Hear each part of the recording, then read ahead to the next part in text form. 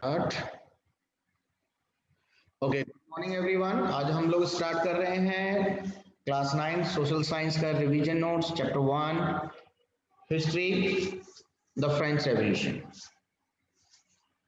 French revolution के अंदर सबसे इंपॉर्टेंट रोल जो रहा वो वहां के लोगों का था, कुछ लीडर्स का था, और फ्रेंच रेवोल्यूशन को करवाने में जो सबसे इंपॉर्टेंट रोल रहा लुईस 16 का रहा।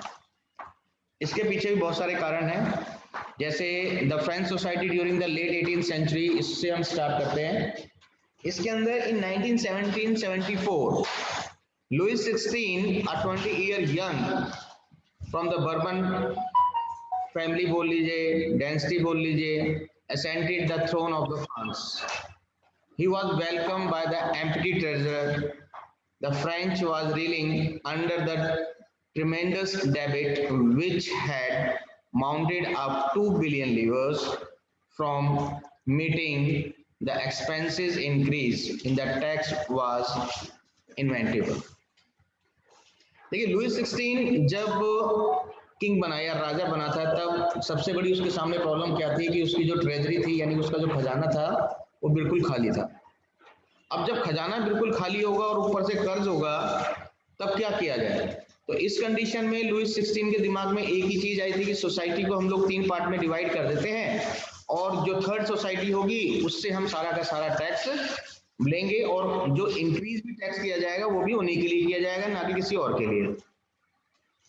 अब इन लोगों ने सोसाइटी को 3 पार्ट में डिवाइड कर दिया। The French society was divided into 3 states. First two enjoyed all the privileges and third state totally lost. कैसे? क्योंकि जितने भी टैक्सेस थे, चाहे टिथे हो या कुछ भी हो, वो सब के सब किसको भरने हैं? Third state. तो फर्स्ट स्टेट के अंदर क्लर्जी थे, सेकंड स्टेट के अंदर नोबिलिटी थे, जो कि सारे प्रिविलेज यानी कि बाय बर्थ उनको जो राइट मिले हुए थे एंजॉय करने के वो एंजॉय कर रहे थे। थर्ड स्टेट बेचारा कहने के लिए उसमें बिग बिजनेसमैन भी थे, मर्चेंट्स भी थे, कोर्ट ऑफिशियल्स भी थे, peasants, artisans, landless labours, servants.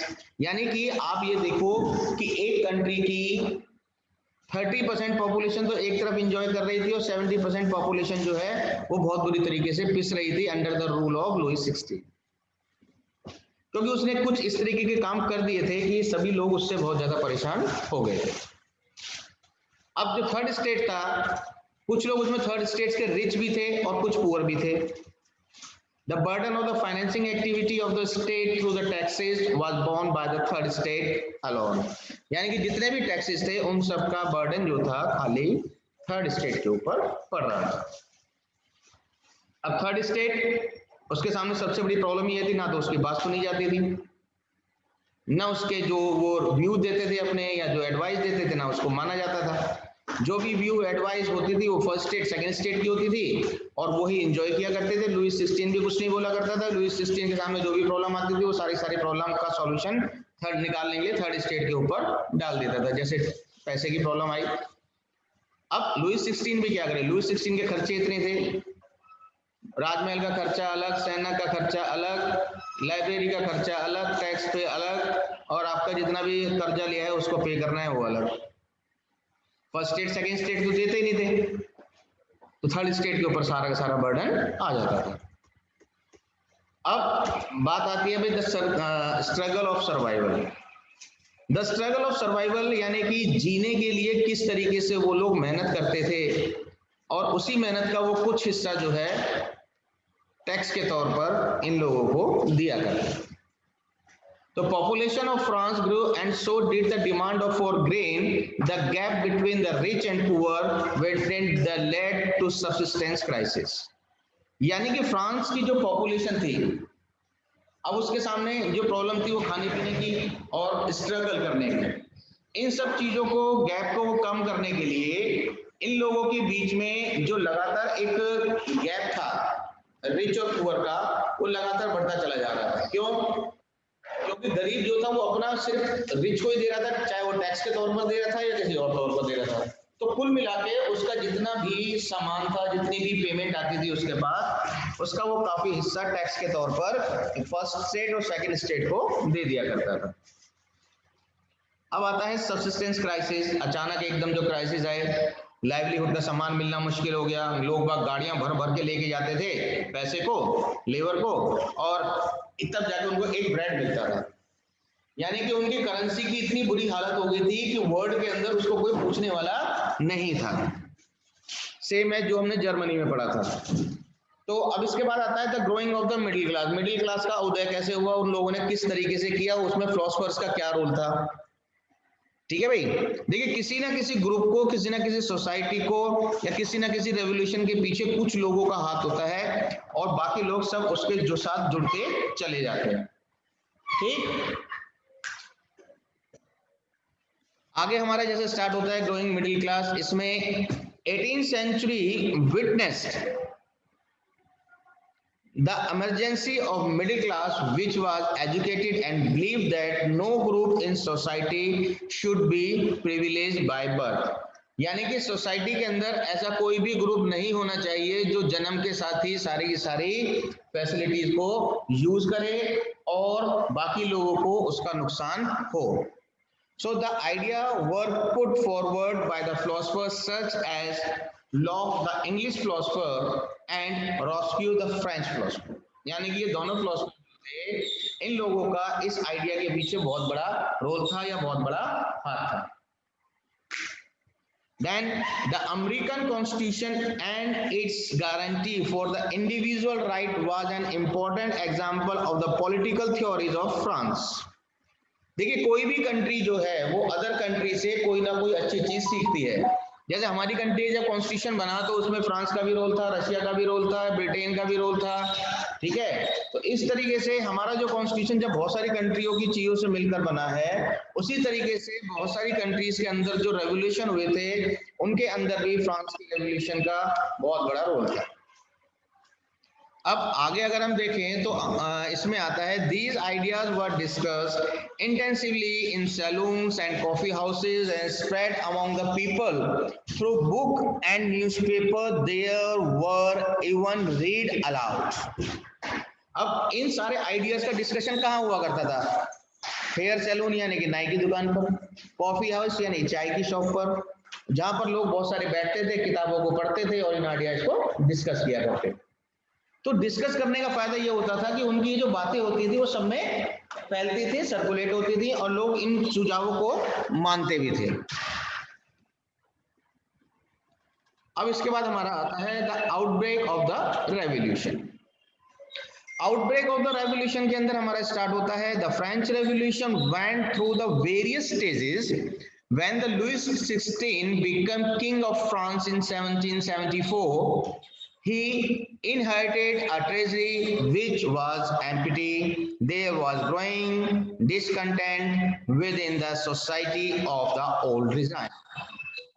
यानी कि जब हमारे को राजा बना और हम राजा बनने के बाद हमने देखा कि भाई हमारे पास खजाने में तो कुछ भी नहीं है, ऊपर से दुनिया भर का कर्ज और आ गया, तो हम क्या करेंगे? उस कर्ज को निकालने के लिए कहीं ना कहीं या तो टैक्स बढ़ाएंगे या टैक्स लगाएंगे या किसी ना किसी को परेशान करेंगे। सीधी सी बात है, पैसा कहीं ना कहीं से तो चाहिए। Same as 1789, Louis XVI called the State Journal to pass the proposal for new taxes। The third state from National Assembly, the Bastille is stormed, peasants revolt in the countryside।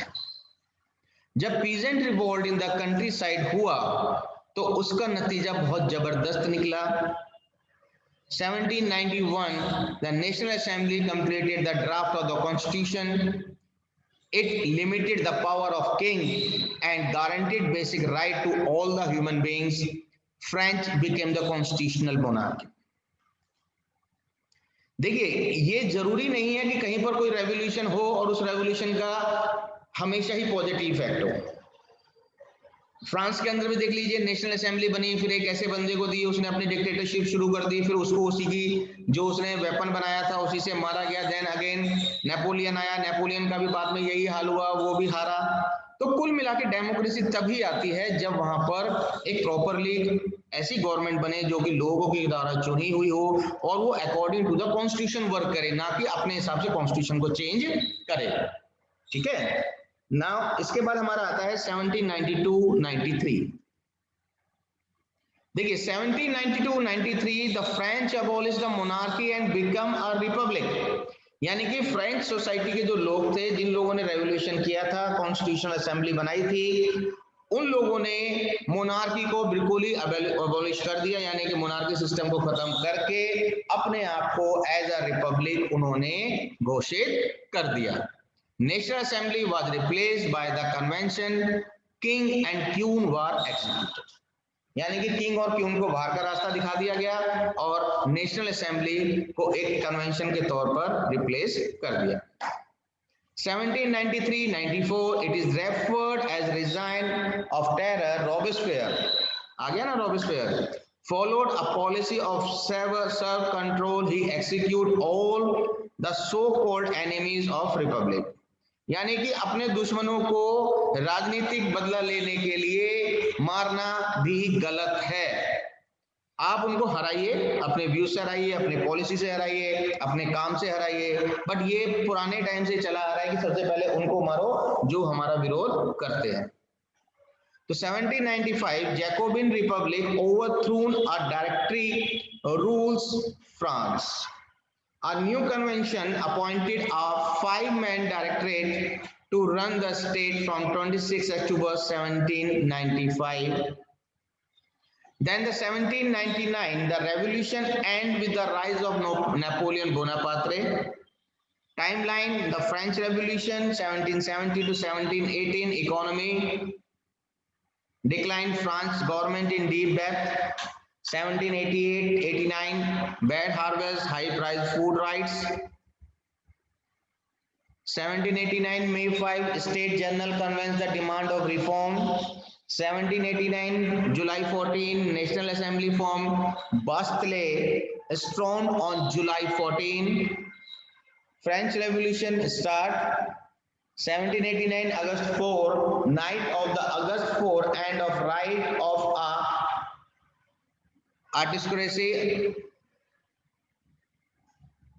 aristocracy.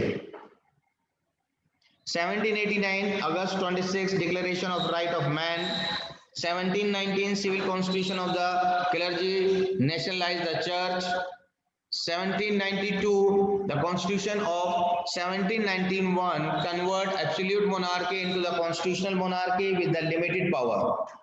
1792 Austria and Prussia attack the revolutionary France. 1793 Louis XVI and Maria Antonio are executed. 1792-94 the regime of terror start. The Austria, Britain and Netherlands, Prussia and Spain are at war with France.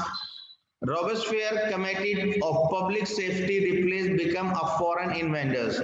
Execute many enemies of the people in France itself.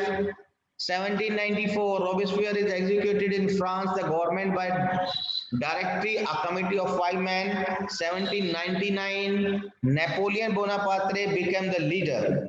ये सारी की सारी date बहुत important है और इन date के साथ साथ इसके अंदर जो इनकी डिटेल दी हुई है वो डिटेल भी बहुत इंपॉर्टेंट है आप लोगों के लिए। क्यों? क्योंकि आपके 1 मार्क्स के क्वेश्चन एमसीक्यू टाइप क्वेश्चन हो जाएंगे, चाहे मैचिंग क्वेश्चन हो या fill in the blanks type question हो, वो इन क्वेश्चनों के इन लाइनों के अंदर से जो मैंने आपको अभी बताई है विद डेट इनके अंदर से पूछे जा सकते हैं। I hope clear. नेक्स्ट हमारा टॉपिक आता है वुमेन रेवोल्यूशन। वुमेन रेवोल्यूशन के अंदर from the very beginning womens are active participant in the event which brought about so many changes in the French society. Most women of the third state had to work for a living. Their wages were lower than those of men. In order to discuss and voice their interests, women started their own political club and newspaper. One of their main demand was that women just enjoy some political rights as a man. Some laws were introduced to improve the position of women. Their struggle still continues in the several part of the world. यानी कि देखिए women's की जो वहां पर participation था वो शुरू से ही बहुत इंपॉर्टेंट रहा है फ्रेंच सोसाइटी के अंदर। खासकर थर्ड स्टेट की जो वुमेन्स थी, दे ऑल आर वर्कर्स, चाहे वो किसी के घरों में काम करें, फील्ड में काम करें, फैक्ट्रियों में काम करें, but they all are involve. अब अगर हम डिस्कस करें तो voice of their interest women has started the political club and newspapers.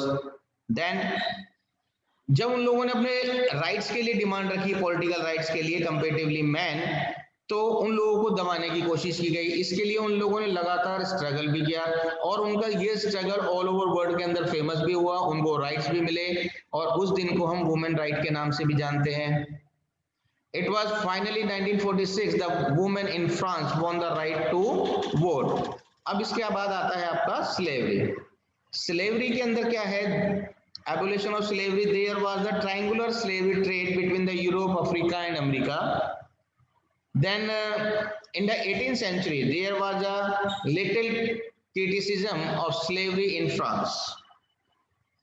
भाई फ्रांस के अंदर देखिए, इसको स्लेवरी ट्रेड वैसे तो बहुत इंपॉर्टेंट था, किसके लिए? खासकर बिजनेसमैन के लिए, और ऐसे लोग जो कि चाय के बागानों में हो गए, अफ्रीका में हो गए, अमेरिका में हो गए, यूरोप में इन लोगों की जरूरत पड़ती थी, जितने बिजनेसमैन हुआ करते थे उन सभी को अपने काम कराने के लिए नौकरों की जरूरत होती थी। तो ये जो स्लेव हुआ करते थे, इन लोगों को अफ्रीका से पकड़कर ये लोग इनका ट्रेड किया करते थे, एक जगह से दूसरी जगह ले जाकर उनको बेचा करते थे। बट फ्रांस में कुछ आवाज उठने लगी इसको बंद करने की। So no law were pass against it. It was in 1794 that the convention freed all slaves, but after 10 year, यानी कि 10 साल बाद इसको फिर से रीइंट्रोड्यूस कर दिया गया नेपोलियन के द्वारा। But 10 years later, slavery was reintroduced by the Napoleon.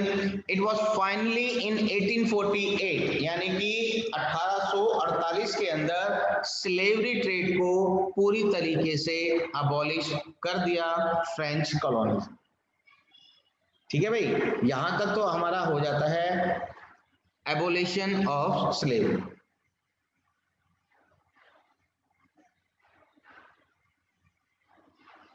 हाँ जी, the revolution and everyday life. The year following in 1789 in France saw many changes in the life of men, women and children. The revolutionary government took it upon themselves to pass law that would translate the idea of liberty and equality into everyday practice. इसमें ये question भी आपका बनता है कि French revolution से everyday life के अंदर क्या क्या चेंज आया, तो इसका आंसर आप इजीली लिख सकते हैं। One important law that came into effect was the abolition of censorship.